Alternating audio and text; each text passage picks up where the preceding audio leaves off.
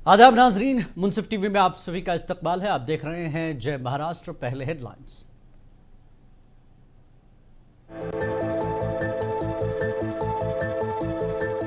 महाराष्ट्र में वज़ीर आला के ओहदे पर जल्द लिया जाएगा फैसला। शिवसेना जराये के मुताबिक कल हो सकती है हलफबरदारी तक।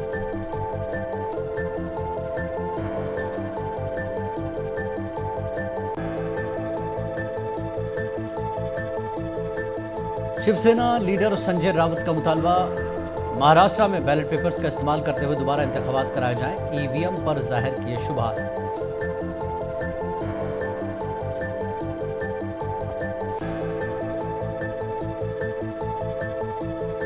कांग्रेस के रियासती सदर नाना पटोले ने आज दिल्ली में पार्टी सरबराह मल्लिकार्जुन खड़गे से की मुलाकात। पटोले ने अपने इस्तीफे की खबरों की तरदीद की।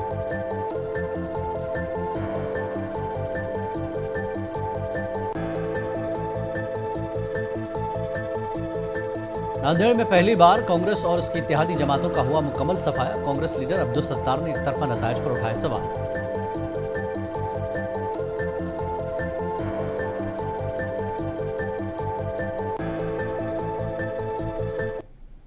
और अब खबरें तफसील से। महाराष्ट्र में महायुति इत्तेहाद ने अभी तक वज़ीर आला के ओहदे पर कोई फैसला नहीं किया है। कहा जा रहा है कि इत्तेहाद के सीनियर लीडरान नई दिल्ली में अमित शाह से मुलाकात कर रहे हैं। तवक्को है कि जल्द ही इस हवाले से कोई फैसला किया जाएगा। इम्कान है कि एकनाथ शिंदे कल 26 नवंबर को महाराष्ट्र के वज़ीर आला के ओहदे से मुस्ताफ़ी हो जाएंगे। शिवसेना के अंदरूनी ज़राए ने बताया कि तवक्को है कि सीएम एकनाथ शिंदे मंगल को गवर्नर को अपना इस्तीफ़ा पेश कर देंगे और नए वज़ीर आला और काबीना की हलफबरदारी तक निगरान वज़ीर आला के तौर पर बरकरार रहेंगे। शिवसेना के एकनाथ शिंदे धड़े के एक सीनियर वज़ीर दीपक केसरकर ने कहा कि हलफबरदारी की तकरीब कल मुनक्किद होने का इम्कान है। वाज़ेह है कि महायुति इत्तेहाद ने 288 रुकनी ऐवान में 235 नशिस्तें जीतकर तारीखी फतह हासिल की। बीजेपी ने 132 सीटें जीतकर महायुति की जीत की क़यादत की। वहीं शिंदे सेना ने 57 सीटें जीती और अजीत पवार की क़यादत वाली एनसीपी ने 41 सीटें जीती है।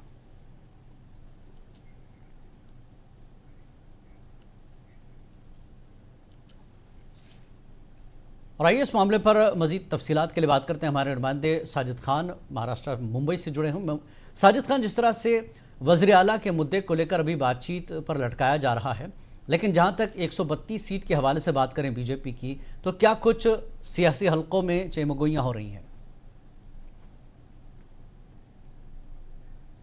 हेलो हेलो साजिद खान, आप मेरी आवाज़ सुन रहे हैं? जी जी जिलानी फरमाइए। ये मैं सवाल दोहराइए जरा, जी अभी जानना ही चाहते हैं कि चीफ मिनिस्टर के ओहदे को लेकर अभी बातचीत चल रही है। 132 सीटों के हवाले से अगर हम बात करें तो बीजेपी यहां पर क़यादत करती हुई दिख रही है। क्या कुछ चल रहा है सियासी हलकों में? देखिए, अभी बीजेपी पार्लियामेंट में की मीटिंग हुई जिसमें देवेंद्र फडणवीस के नाम से एक मुहर लगाने की कोशिश की गई है और ये हमारे जराये भी बता रहे हैं कि देवेंद्र फडणवीस अगले मुख्यमंत्री हो सकते हैं। लेकिन अभी जो स्टेटमेंट आ रहे हैं दोनों पार्टियों की तरफ से, एकनाथ शिंदे ग्रुप से और बीजेपी की तरफ से, तो उसमें कंट्रोवर्सी है। एकनाथ शिंदे का ग्रुप सीधा बोल रहा है कि एकनाथ शिंदे को ही चीफ मिनिस्टर बनना चाहिए क्योंकि उनके नेतृत्व में चुनाव लड़ा गया है। लेकिन मसला ये है कि अब 100 इतनी सीटें लेने के बाद भी अगर बीजेपी का चीफ मिनिस्टर नहीं बनता तो उसके जो वोटर्स है उस पर गलत मैसेज जाएगा, पैगाम जाएगा जी। तो बीजेपी की पूरी कोशिश है कि चीफ मिनिस्टर देवेंद्र फडणवीस बने। लेकिन इसमें कुछ पेच है।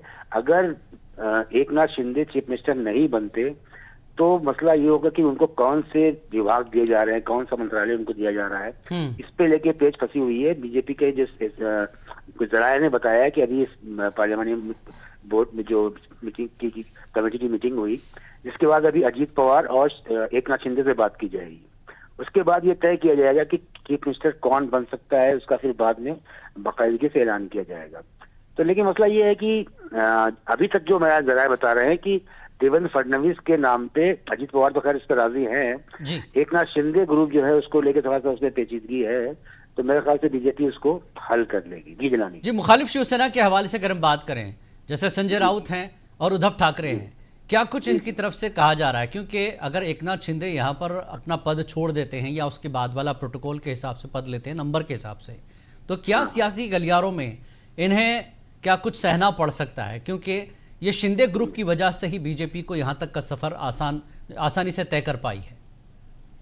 हाँ, देखिए अभी जाहिर सी बात है कि अपोजिशन जो है, संजय राउत हो या उद्धव ठाकरे हो, वो तो इस बात पे प्रोवोक कर रहे हैं एक नाथ शिंदे ग्रुप को कि आप चीफ मिनिस्टर बनिए।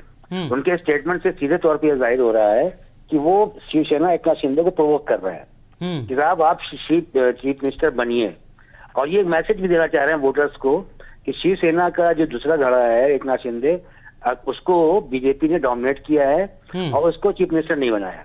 तो आज एक संजय राउत का भी स्टेटमेंट ये था और देवेंद्र फडणवीस ने भी इसी बात पे जोर दिया कि हाँ कि एक नाथ शिंदे को चीफ मिनिस्टर बनना चाहिए जी। तो अब इस पे ये कि वो एक महायुति के अंदर एक पेचीदगी पैदा करना चाह रहे हैं, एक तनाव पैदा करना चाह रहे हैं, इससे सीधा मकसद ये जाहिर होता है। लेकिन अब अगर नहीं बनते हैं उसके बाद वो एक नाथ शिंदे का क्या मौकफ होता है, क्या वो डिसीजन लेते हैं, ये देखना जरूरी होगा। लेकिन बहरहाल लेकिन अगर नहीं बनाए जाते हैं तो क्या एक नाथ शिंदे के न बनने पर जो उनका सियासी मुस्तकबिल होगा उसके असरात शिव सैनिकों पर क्या होगा, चाहे वो शिंदे ग्रुप के हो या उद्धव ठाकरे के? कारकुन कहीं ना कहीं अपने आप को ठगा महसूस करेंगे कि शिवसेना को कहां लाके खड़ा किया। हाँ, डेफिनेटली एक नाथ शिंदे के लिए ये एम्बेसिंग वाला मामला होगा, क्योंकि जाहिर सी बात है कि 2.5 साल वो चीफ मिनिस्टर रहे हैं और एक अच्छा मतलब उनकी एक रिपोर्टेशन भी बनी है कार्यकर्ताओं के बीच में भी जी और पब्लिक के बीच में भी, और जाहिर सी बात है कि उसपे उसका फायदा भी मिला है महायुति को। बिल्कुल। तो अब अगर नहीं बनते हैं तो शिवसेना का जो कार्यकर्ता है उसका मोरल डाउन होगा जी। और हाँ, उससे फायदा जो मतलब परसेप्शन जो के वाइज अगर हम देखेंगे उसका फायदा फिर उद्धव गुट को मिलने के चांसेस हैं। लेकिन बीजेपी ऐसा होने नहीं देगी। ये भी हो सकता है प्रोटोकॉल के हिसाब से आपको जो है शिंदे को वजीर दाखिला भी बनाया जा सकता है, क्योंकि एक बड़ा पद होता है चीफ मिनिस्टर के बाद। अब देखिए ये तो अभी इनकी मीटिंग में क्या इसको लेकर भी कुछ हो रही बातें कि किसके बाद किसका क्या पद होगा? इस पे ही बातचीत चल रही है जी। उनको राजी करने की कोशिश की जा रही है एक नाथ शिंदे को जी कि लीडर जो है शिवसेना एक नाथ शिंदे को कि आप कुछ दूसरा पोर्टफोलियो लीजिए और डिमांड कीजिए, तो वो चीफ मिनिस्टर के अलावा जी। और एक कयास ये भी लगाया जा रहा है कि 2-2 साल और 2-2 साल का चीफ मिनिस्टर एक नाथ शिंदे और देवेंद्र फडणवीस हो और 1 साल के लिए अजीत पवार हो। मतलब इस तरह बहुत सारे फॉर्मूले, हालांकि अजीत पवार से भी बातचीत हुई, उन्होंने कहा कि ऐसा कोई अभी फॉर्मूला बना नहीं है, लेकिन सियासी गलियारे में ये भी बात चल रही है कि कुछ अरसे के लिए चीफ मिनिस्टर बनाए जा सकते हैं। बिल्कुल बिल्कुल, बहुत बहुत शुक्रिया साजिद खान इस बातचीत के लिए। बहरहाल महाराष्ट्र में वैसे भी साबिक के जो फॉर्मूले हैं उस पर कितनी कामयाबी मिली है, कितनी नाकामियां, फॉर्मूले बहुत है महाराष्ट्र में, लेकिन देखना होगा नंबर के हिसाब से बीजेपी बाजी ले जाएगी, ऐसे हालात बनते दिखाई दे रहे हैं। लेकिन क्या कुछ फैसला करते हैं बीजेपी हल्के से अमित शाह, वो तस्वीर साफ हो जाएगी जब ये बात सामने आएगी मीडिया में। आगे बढ़ते हैं अगली खबर की तरफ। जैसा कि महाराष्ट्र में बीजेपी लीडरान देवेंद्र फडणवीस को वज़ीर आला बनाने का मुतालबा कर रहे हैं। बीजेपी लीडर प्रवीण दारेकर ने मुंबई में एक प्रेस कॉन्फ्रेंस करते हुए कहा कि बीजेपी ने महायुति इत्तेहाद में सबसे ज्यादा सीटें हासिल की हैं और देवेंद्र फडणवीस को ही वज़ीर आला बनाना चाहिए।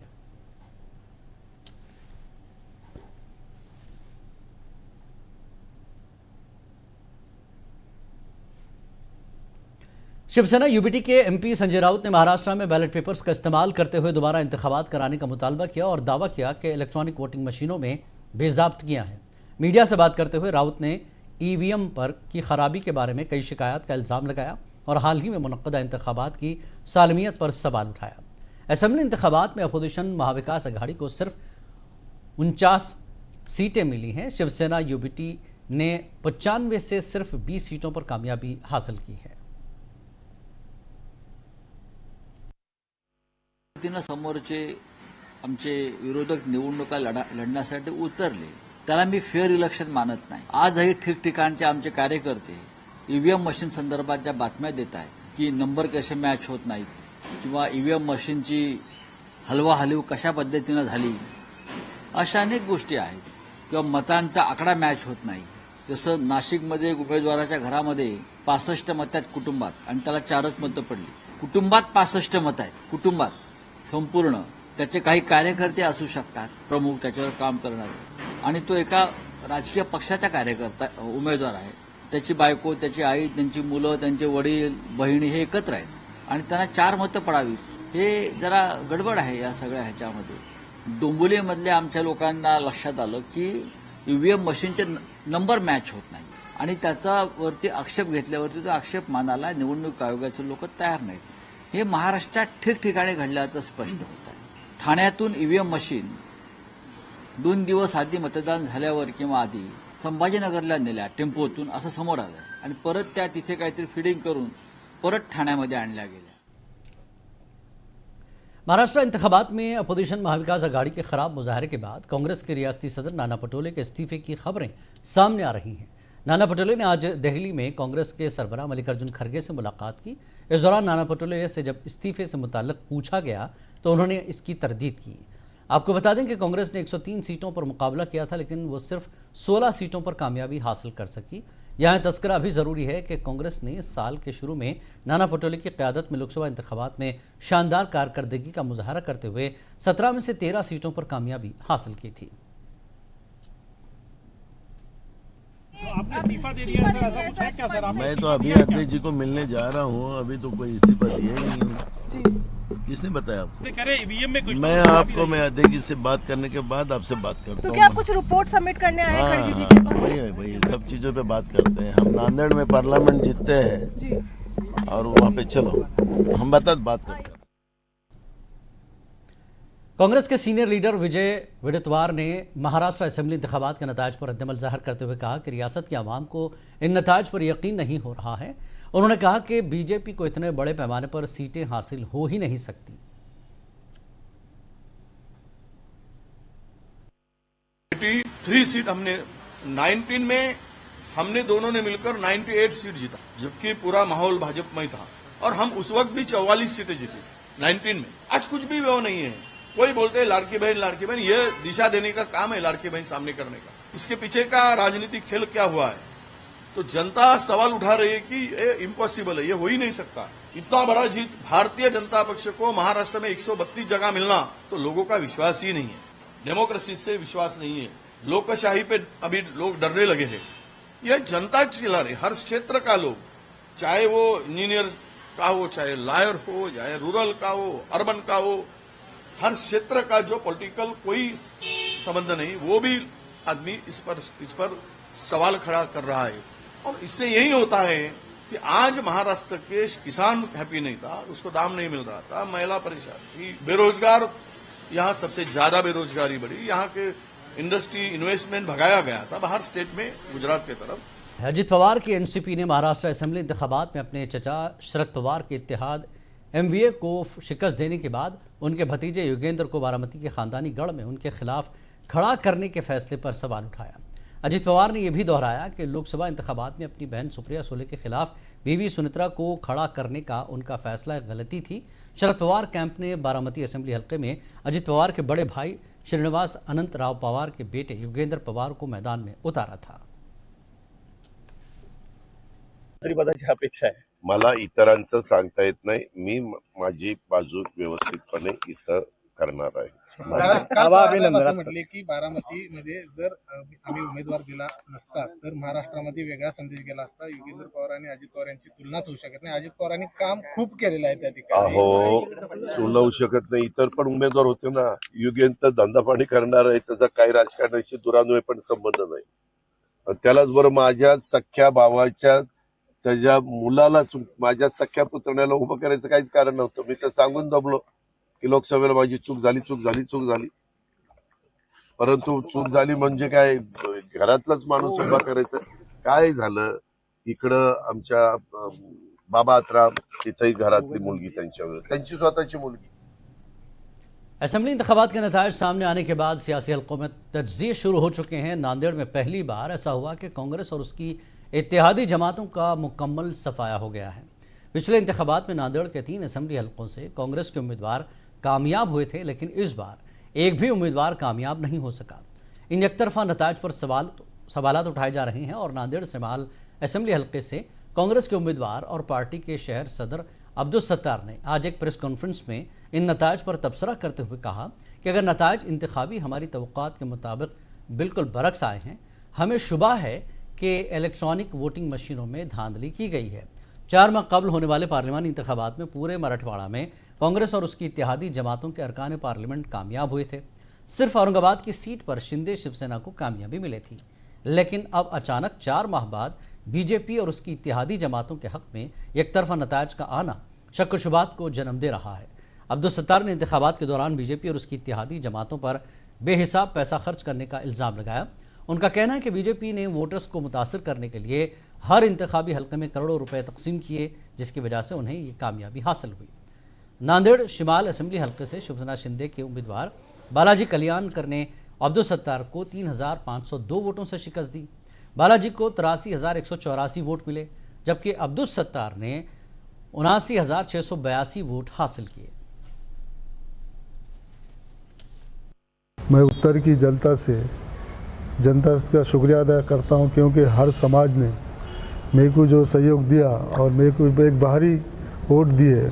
जिस तरह से आज मैं 80,000 वोट लेकर एक चंद वोटों से कम वोटों से मैं गिरा हूं, पर मैं जनता का शुक्रिया अदा करता हूं कि हर समाज मेरे साथ में था और मेरे नेता लोग, कांग्रेस पार्टी का हर एक कार्यकर्ता मेरे साथ में था। और आवाम से मैं अपील करना चाहता हूं कि मैं जिस तरह से मेरे को तुमने आज इतनी बड़ी तादाद से वोट दिए, मैं आपके 5 साल आपकी खिदमत करते रहूँगा। मैं उन्होंने आपके हर काम में बिल्कुल हमारी पार्टी के सभी कार्यकर्ता आगे रहे। कालचे जर आपण निकाल बघितले तर ते सगळे निकाल अनपेक्षित होते। या ठिकाणी आपण पाहिलं असेल, आपल्या पत्रकार बंधूंनाही माहीत असेल की महाविकास आघाडीचं खूप चांगलं वातावरण संबंध महाराष्ट्रामध्ये होतं, पण युती सरकारने जे पैशाचा आत्ताच आमचे आदरणीय नेते सत्तारभाईंनी सांगितल्याप्रमाणे पैशाचा खूप वारेमाप वापर आणि बळाचा वापर त्या ठिकाणी करण्यात आला। आपण बघितलं।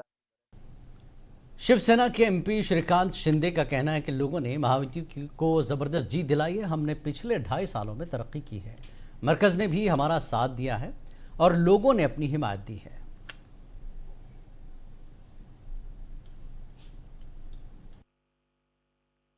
महाराष्ट्र में लोगों ने रिकॉर्ड तोड़ लैंडस्लाइड जीत महायुति को दी है।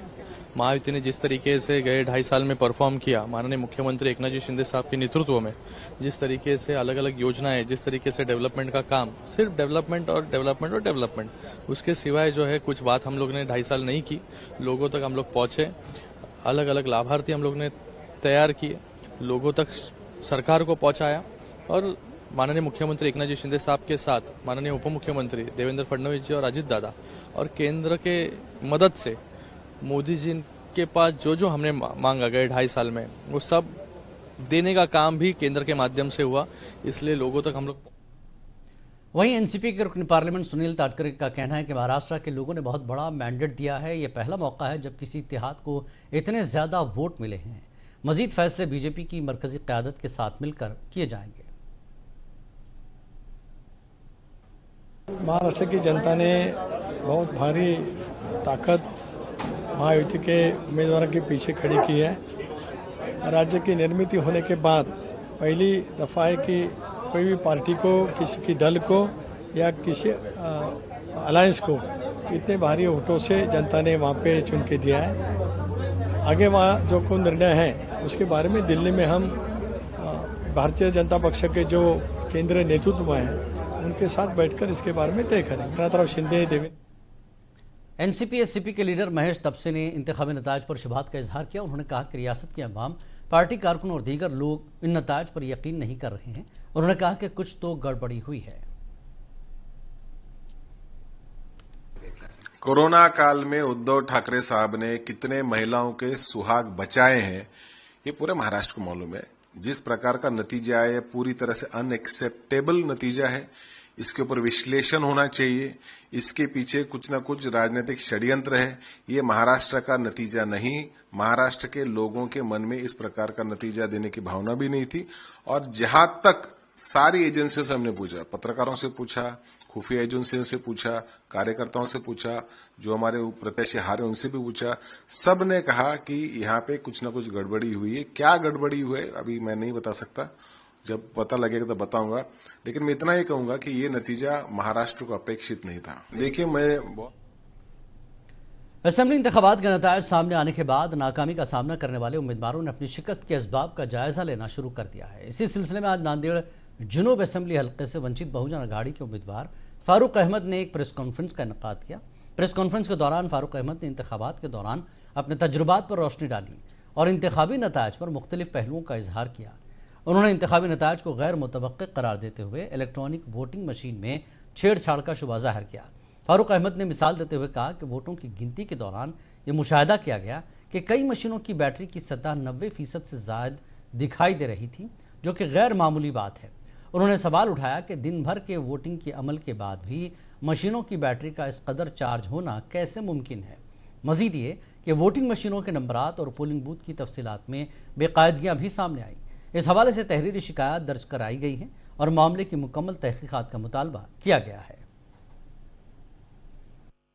देखिए, ये जो इलेक्शन को लेकर महाराष्ट्र में बेचैनी है, ये अकेले नांदेड़ दक्षिण या एक ज़िले में नहीं है, ये पूरे महाराष्ट्र में है। और इसको लेकर कल रात में ही एक प्राइमरी डिस्कशन पार्टी लेवल पे शुरू हुआ है। शायद कल ही एक मीटिंग का आयोजन होगा कि ये जो चुनाव है इसके अंदर घोटाले क्या हुए। अब हमारे खुद के बूथ के ऊपर हमारा जो राइटिंग में ऑब्जेक्शन रहा है कि आप मुझे बताइए, एक मोबाइल है जिसको चार्जर से निकालने के बाद इस्तेमाल नहीं भी करे तो दिन भर में वो 20% तो डाउन होता है, 20% डाउन होता है। लेकिन कई ईवीएम मशीनें ऐसी थी जिसको दिन भर इलेक्शन बूथ पे चलाया गया, दिन भर उसके ऊपर यानी तकरीबन एक बूथ पे 500 से 1500 वोट होते हैं, वोट कास्ट होते हैं। 1500 बार बटन दबाकर बटन का लाइट और बीप जलने के बाद वो मशीन को सील करके 3 दिन पहले यानी 20 तारीख को रात में ला के रख दिया, 21 का दूसरा दिन और 22 का तीसरा दिन और 23 को चौथे दिन वो मशीन खुलने के बाद 99% बैटरी थी। हमने राइटिंग में। बुल्ढाना जिले के महंकर शहर में कल रात पथराव और आतिशजनी का वाक़या पेश आया। शिवसेना के साबिक़ काउंसलर ओम सभा की मौजूदगी में किसी बात पर हंगामा हुआ और फिर तशद्दुद बढ़ गया। इस दौरान 3 से 4 गाड़ियों को आग लगा दी गई। पुलिस ने पहुंचकर हालात को काबू में किया। बुल्ढाना के आला अफसरान भी इजाफी पुलिस फोर्स के साथ पहुंच गए। महंकर शहर के एडिशनल एसपी बीबी मायूनी ने बताया कि पुलिस ने दोनों बिरादरियों के 23 मुलजमीन को गिरफ्तार किया है। मेकर में कुछ लोगों के बीच कल झगड़ा हो गया, इसकी वजह से दोनों पर क्रॉस ऑफेंसेस रजिस्टर हो गई है। दोनों तरफ के लगभग 23 आरोपी हमने अरेस्ट किए हैं। बाकी आगे की इंक्वायरी या जांच अभी शुरू है। अभी एक स्पॉट पंचनामा होने के बाद ये सब सामने आ जाए। कर्फ्यू जैसा विषय नहीं है, यहाँ लोगों को आह्वान किया है कि ऐसे कौन सी भी। जय महाराष्ट्र में फिलहाल इतना ही। आदाब।